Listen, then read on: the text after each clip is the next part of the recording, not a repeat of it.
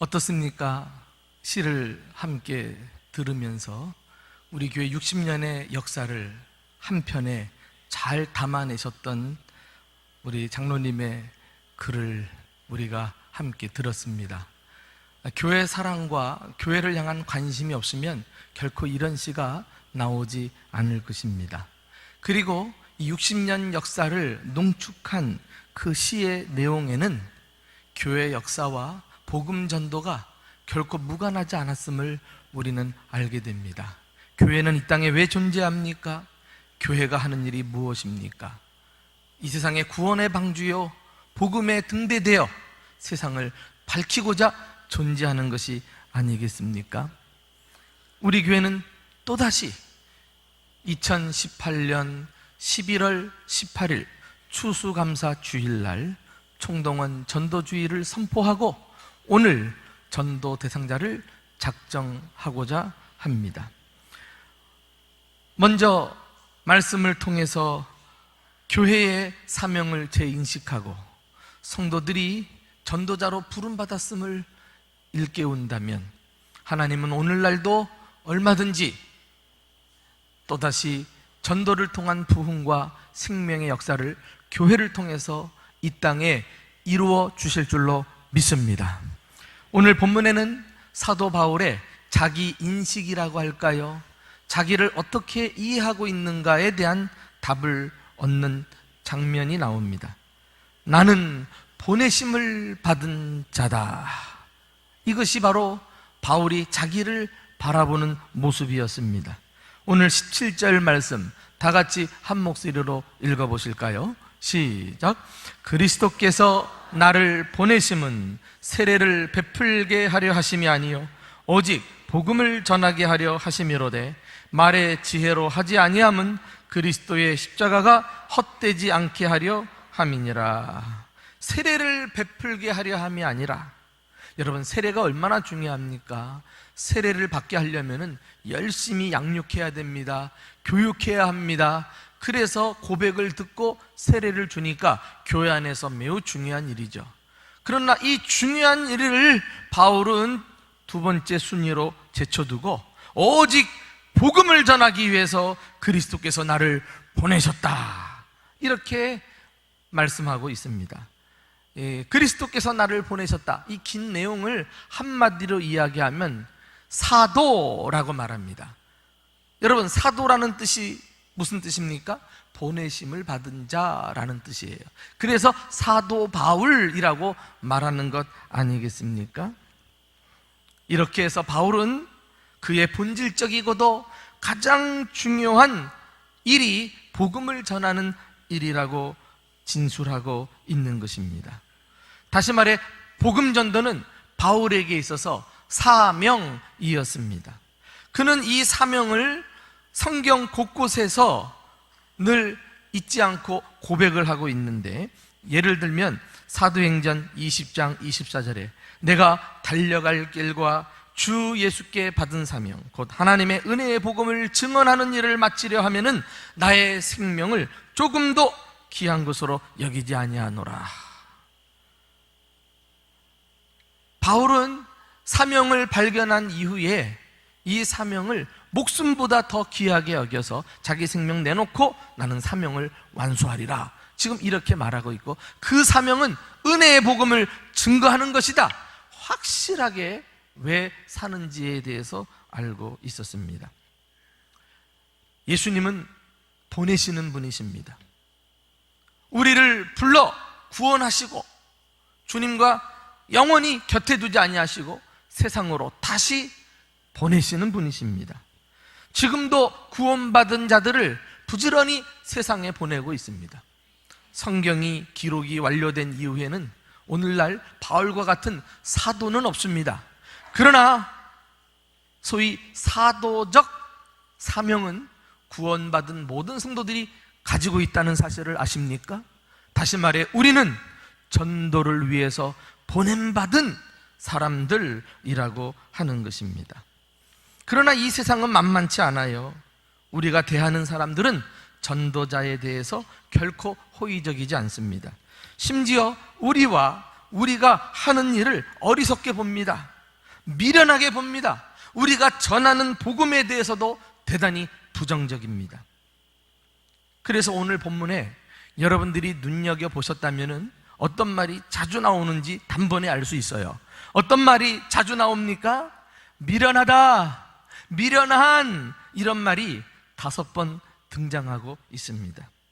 이것은 하나님의 역사와 주님이 하시는 일에 대해서 세상이 가지고 있는 부정적인 태도를 한마디로 표현한 것이라고 볼 수가 있습니다.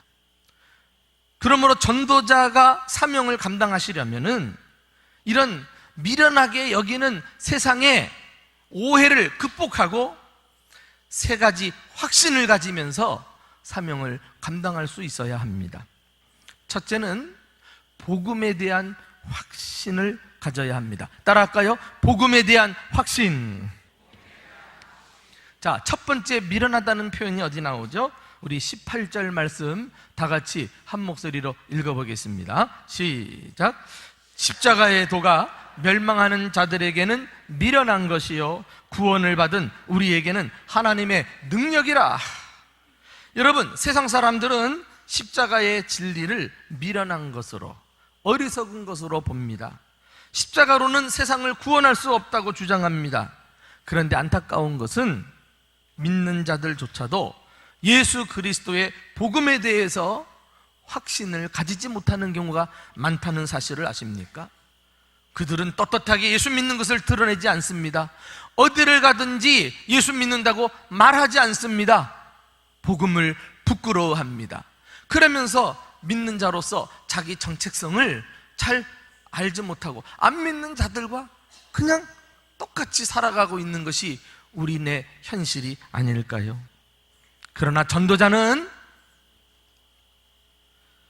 다른 것을 말하지 않고 복음을 자랑하며 복음을 말하는 사람이어야 합니다. 왜 그럴까요?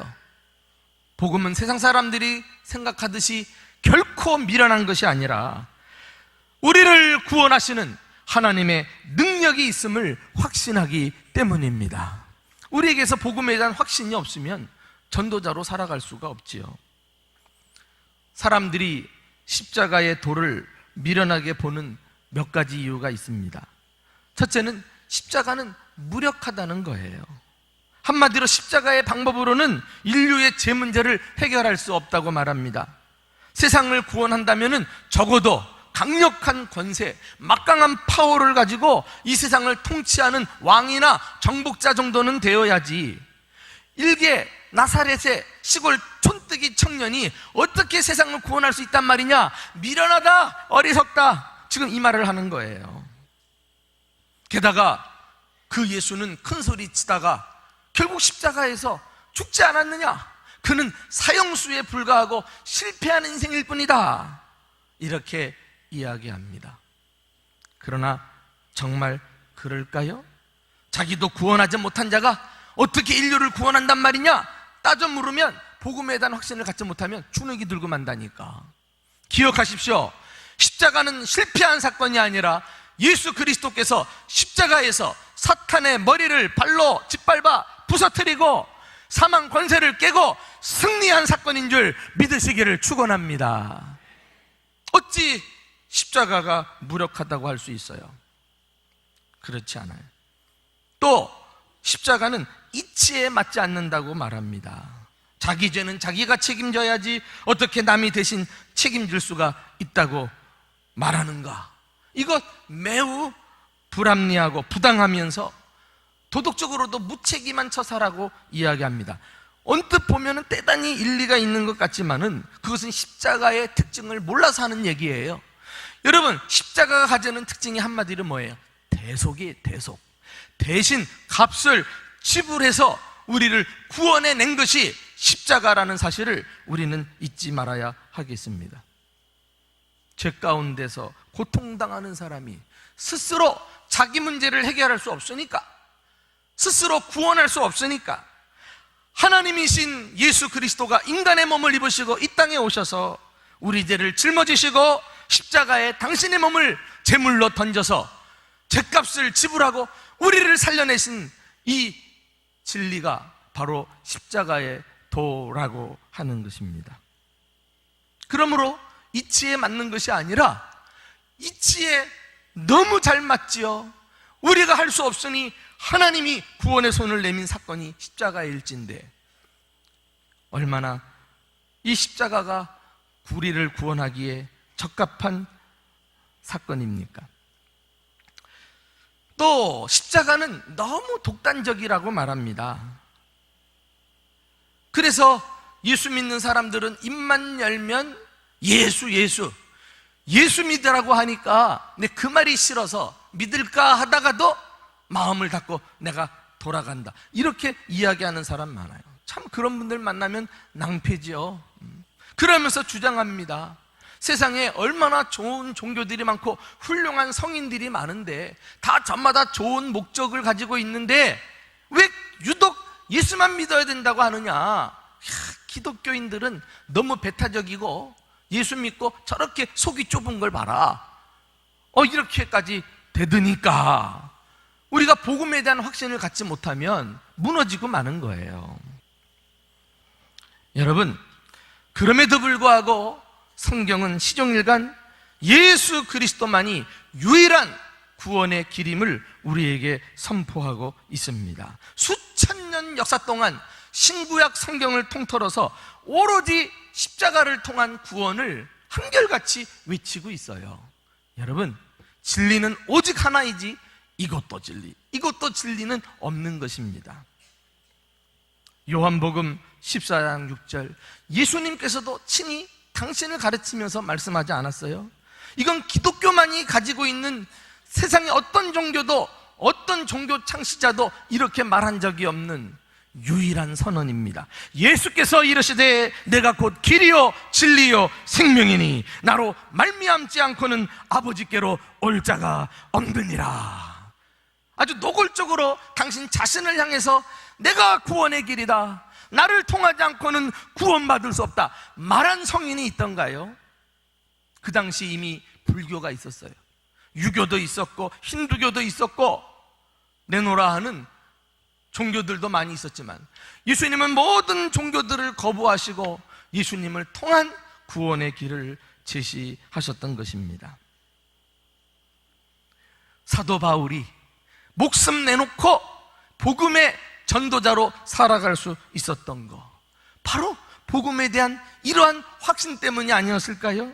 그래서 로마서 1장 16절 보면 내가 복음을 부끄러워하지 아니하노니 이 복음은 모든 믿는 자에게 구원을 주시는 하나님의 능력이다, 이렇게 말하고 있는 것입니다. 여러분, 예수 믿고 남들 앞에서 복음 하나 변론하지 못하고 그거 드러내는 거 부끄러워하면서 나 교회 다닌다, 예수 믿는다 차마 말도 못하고 지냈던 나약한 그리스도인이 있다면 그 태도 고치셔야 돼요. 안 믿는 그 사람들이 부끄러운 거지 우리가 왜 부끄러워할 수 있어요? 이후로 우리는 복음에 대한 확신을 가지고 이 복음을 미련하게 여기는 세상 앞에서 타협도 하지 말고 복음을 변형시키지도 말고 목숨 걸고 사수하며 복음 그대로를 전하는 저와 여러분 될 수 있기를 예수님의 이름으로 축원합니다. 두 번째, 우리는 전도에 대한 확신을 가지셔야 해요. 자, 또 미련하다는 말이 어디 나옵니까? 21절 함께 읽어보실까요? 시작. 하나님의 지혜에 있어서는 이 세상이 자기 지혜로 하나님을 알지 못하므로 하나님께서 전도에 미련한 것으로 믿는 자들을 구원하시기를 기뻐하셨도다. 이 전도에 미련한 것이라는 단어가 나오죠.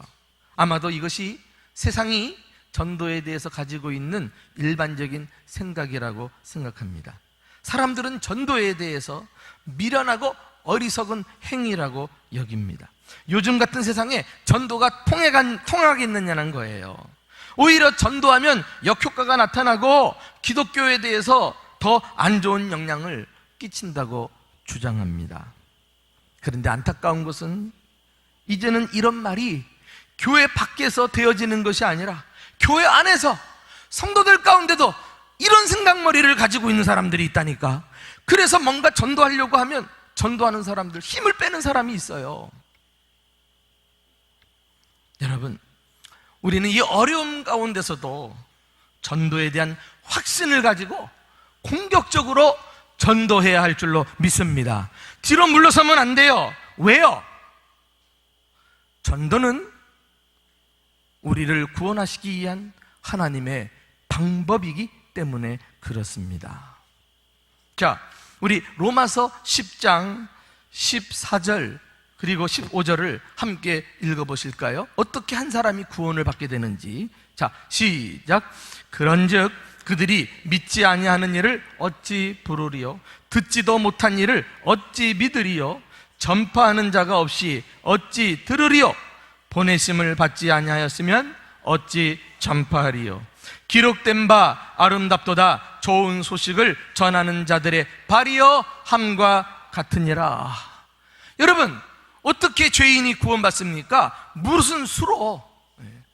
보내심을 받은 자가 먼저 있고, 이 사람이 자기 사명을 깨닫고 전도와 복음에 대한 확신을 가지고 자기 발로 찾아가는 거죠. 그리고 믿지 않는 사람 앞에 복음을 전하면 그것을 듣게 됩니다. 들으면서 믿음이 일어납니다. 그리고 구원받게 되는 것은 하나님이 마련하신 구원의 예외 없는 방법이에요. 그러니까 주님이 우리를 보내셨는데, 우리 모두는 사도적 사명을 가지고 있는데, 우리가 그만 발을 옮겨서 전해주지 않으면 아무리 복음이 능력이 있어도 그것이 발휘되지 않는단 말이에요. 문제는 우리예요. 우리. 이렇게 전도가 중요하건만 우리 스스로 세상 사람들 생각을 따라가면서 전도는 덕이 안 돼,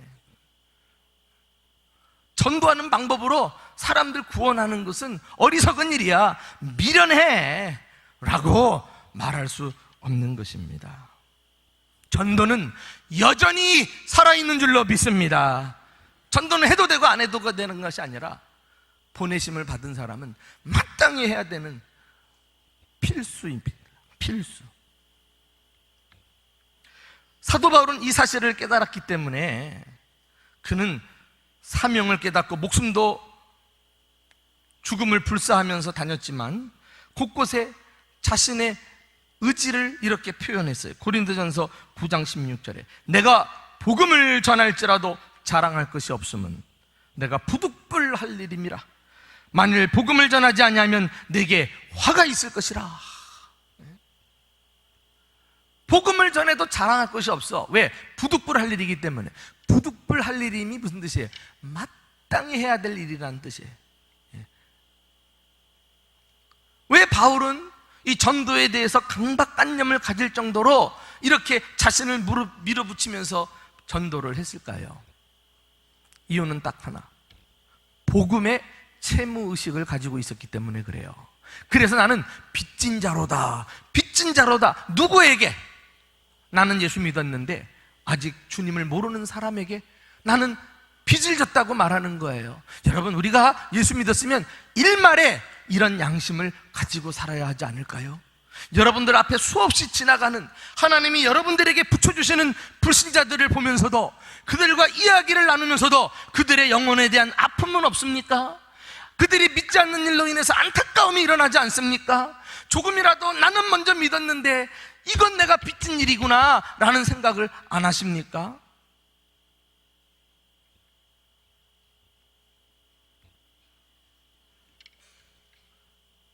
주님께서 우리를 예수 믿게 하신 것은 나 혼자 잘 믿고 천국 오라고 믿은 거 아니죠.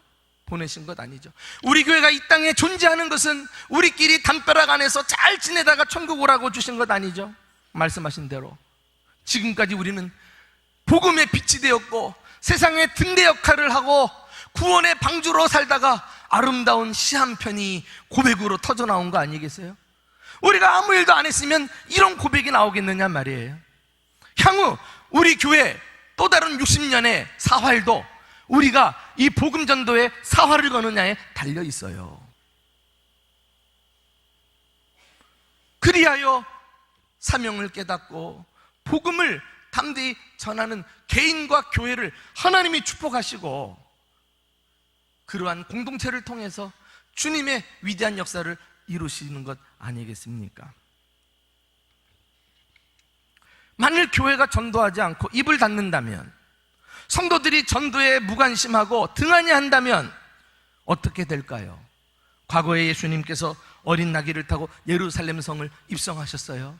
이제 한 주 후면 예수님은 붙잡히시고 고난받고 예루살렘 어귀에 있는 십자가의 언덕에서 돌아가실 것입니다. 그러나 인류 구원을 위해서 죽음의 길인 줄 알고서도 나귀를 타고 예루살렘 성을 입성했어요. 근데 그때 사람들이, 군중들이 모여들어서 왕이나 개선장군이 등장할 때 했던 식으로 종려나무 가지를 흔들면서 환호성을 지르지 않았어요?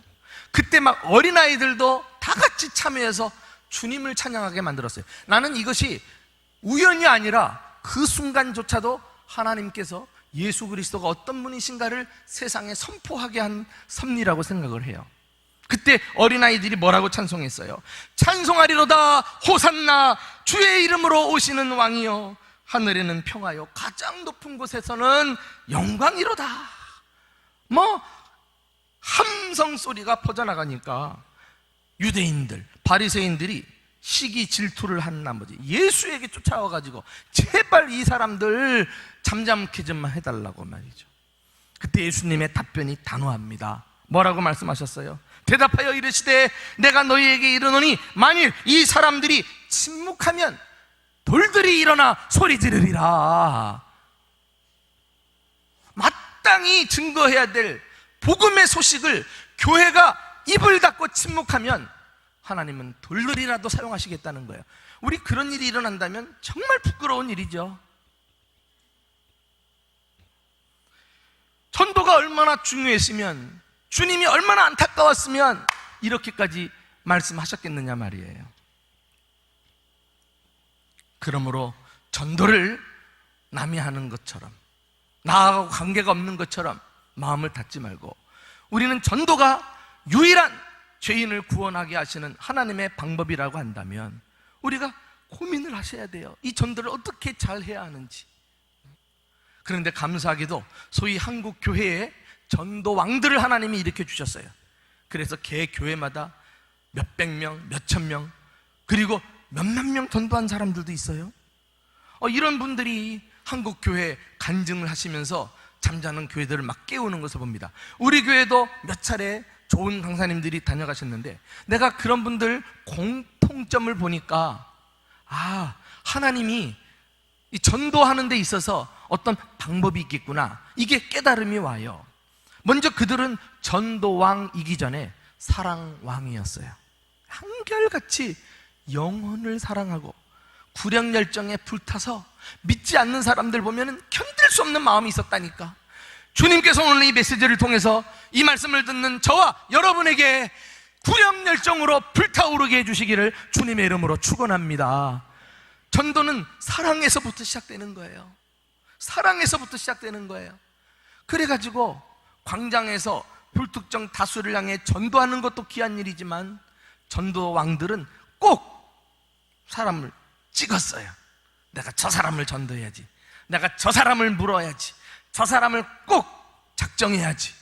그런 다음에 작정한 사람을 위해서 온갖 사랑을 베풀면서 전도가 시작된 것을 볼 수 있어요. 그리고 전도왕들은 소위 기도왕들이었어요. 기도왕. 그들은 전도가 내 힘으로 불가능하다는 사실을 알기 때문에 작정한 사람을 주님 앞에 올려드리고 매일같이 엎드려 기도한 거 있죠. 그래서 전도하다 보니까 자기 영성이 살아나네. 전도자를 위해서, 전도 대상자를 위해서 기도했는데 하나님이 자기 문제를 풀어주시는 것을 보네. 그래서 전도하면서 기도가 살아나고 자기 심령이 살아나고, 하나님은 기도 가운데 전도 대상자의 마음을 녹여주시고, 그래서 구원해내는 일들이 지금도 얼마든지 있는 줄 믿으시기 바랍니다. 여러분, 우리가 전도 대상자를 작정하는 것은 그들을 좀 구체적으로 사랑하려고 작정하는 거 아니에요? 그리고 그들을 위해서 이제는 내가 기도하겠다는 다짐이 아니겠어요? 또 하나, 이 사람들은 전도왕이기 전에 선물왕이었어요. 선물왕.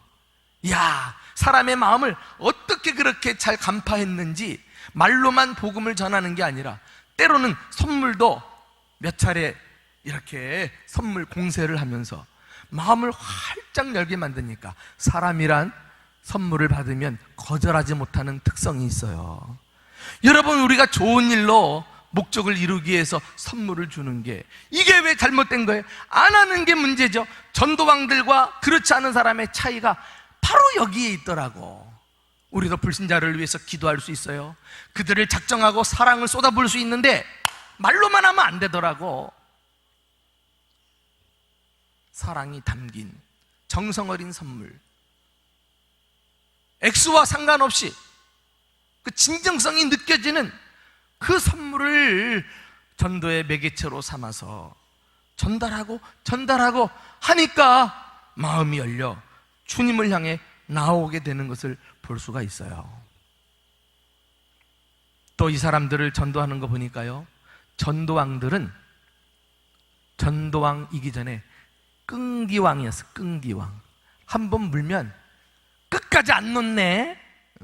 이번에 안 되면 다음에 또 작정하고 또 다시 시작하고, 하여튼 누가 이기느냐 하는 각오를 가지고 영적 전쟁을 치열하게 싸우더라고.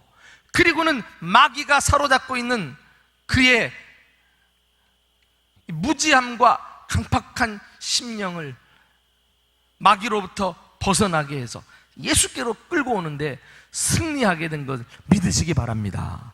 이렇게 사랑을 쏟아붓고 기도하고 선물을 주고 그리고 끈기 있게 매달리면서 그 다음에 전도왕이 됐더라고. 전도왕이.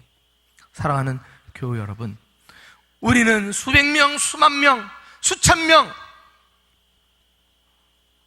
불러 모을 수는 없겠지만 하나님이 나에게 마음을 두신 그 한 영혼 아직도 주님 앞에 돌아오지 않은, 내가 늘 영적으로 부담을 갖고 있는 그 사람, 이제는 더 이상 뒤로 물러서지 말고 하나님이 내게 주신 절호의 기회라고 생각하고 그 한 사람을 위해 눈물로 기도하며 전도해서 주님께 돌아오는 구원의 역사가 이번에 일어나기를 예수님의 이름으로 축원합니다. 마지막으로 소명에 대한 확신을 가지고 있어야 돼요.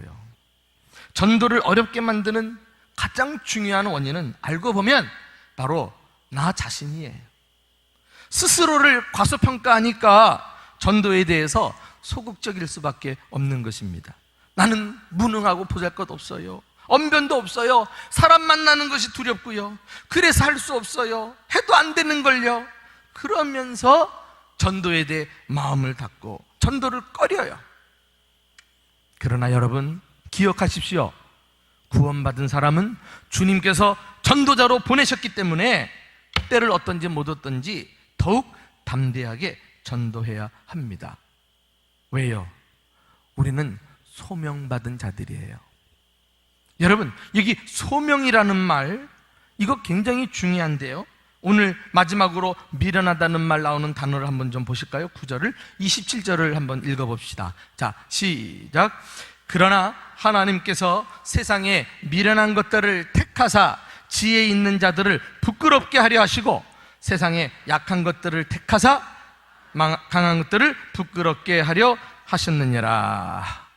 사실 우리는 미련한 자들이에요. 못난 자들입니다. 부족한 면이 많아요.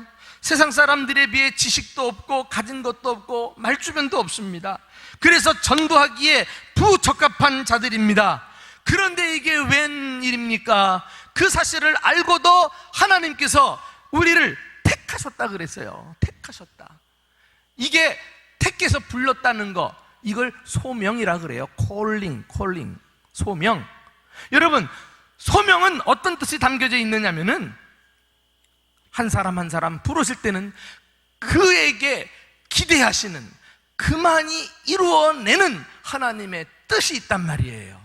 그러니까 우리가 소명을 확신하고 전도자로 나서게 될 때 내가 아니면 안 되는, 나를 통해서 꼭 구원해낼 사람들이 있음을 우리는 기억하고 소명자로서 복음 전도하는 일에 확신을 가지고 나아가야 합니다.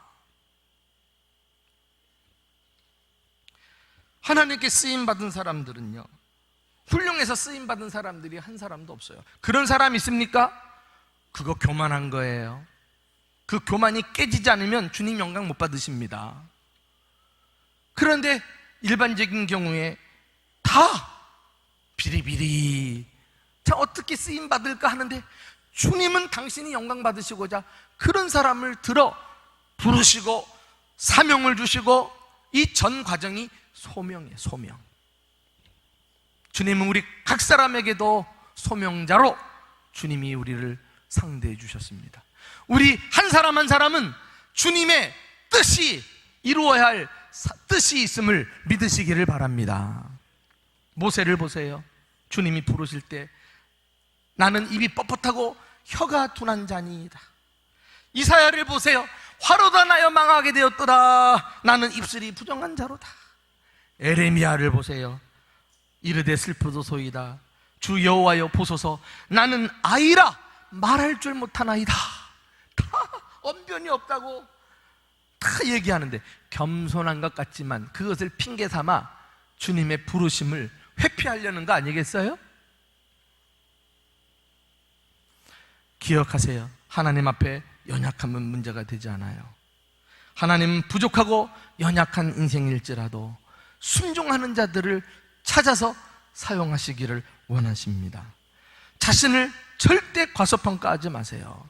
위대한 하나님의 뜻이 여러분 각 사람에게 담겨 있는데, 에레미야는 나는 아이입니다 라고 말했는데 천만에 하나님은 그런 에레미야에게 무엇을 기대하신 줄 알아요? 에레미야 1장 10절 말씀 한번 다 같이 읽어보십시다. 자, 시작. 보라, 내가 오늘 너를 여러 나라와 여러 왕국 위에 세워 내가 그것들을 뽑고 파괴하며 파멸하고 넘어뜨리고 건설하고 심게 하였느니라. 아이 같은 사람을 주님이 불러내셔가지고 세계 만국을 대상으로 나라들을 심판하시기도 하고 구원하기도 하는 이 중요한 일을 에레미야에게 맡겼다니까. 여러분, 오늘날 우리가 전하는 복음은요, 단순한 이야기가 아니라 이 복음을 거부하는 사람에게는 심판이, 이 복음을 받아들이는 사람에게는 구원이 있음을 기억하고, 우리 한 사람 한 사람을 통해서 세계 만국을 축복하시는 위대하신 하나님의 뜻을 이루어드리는 소명자들이 되시기를 예수님의 이름으로 축원합니다. 그래가지고 에레미야가 나는 아이라고 못한다고 말하는데, 하나님께서 이 에레미야를 통해서 어떤 계획을 가지고 계시는지를 말씀하신 다음에, 그 다음에 하나님이 이런 소명자를 어떻게 다루시는가 보세요. 너는 그들 때문에 두려워하지 말라. 내가 너와 함께하여 너를 구원하고 너를 보호하겠다고 하나님이 약속해 주셔요. 뿐만 아닙니다. 여호와께서 내게 이르시되, 보라, 내가 내 말을 내 입에 두었노라. 너 염려하지 마. 아이라고 할 말이 없다고 걱정하지 마. 네가 순종만 하면 내가 할 말도 입술에 담아주셔서 하나님이 말하게 하실 거야. 지금 그 말씀이에요. 사람 만나는 거 두렵습니까?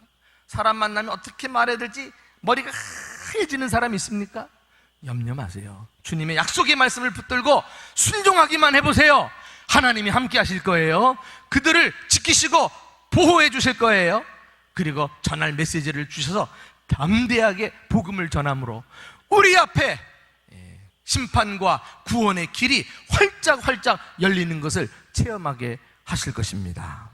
나는 우리 대전중부교회 교우들이, 우리 모두가 어린아이같이 연약한 자들이지만 주님이 나를 특별하게 부르셔서 택하시고 전도자로 삼으셨다는 소명에 대한 확신을 가지고 정말 세상도 감당할 수 없는 강력한 복음 전도자로 살아갈 수 있기를 예수님의 이름으로 축원합니다. 예수님의 보내심을 받았습니까? 우리는 전도자로 보냄받았습니다. 복음에 대해 확신을 가지십시오. 전도에 대해서 확신하십시오. 그리고 소명을 확신하면서 세상을 축복하고 하나님께 영광 돌리는 우리 교회와 저와 여러분이 될 수 있기를 예수님의 이름으로 축원합니다.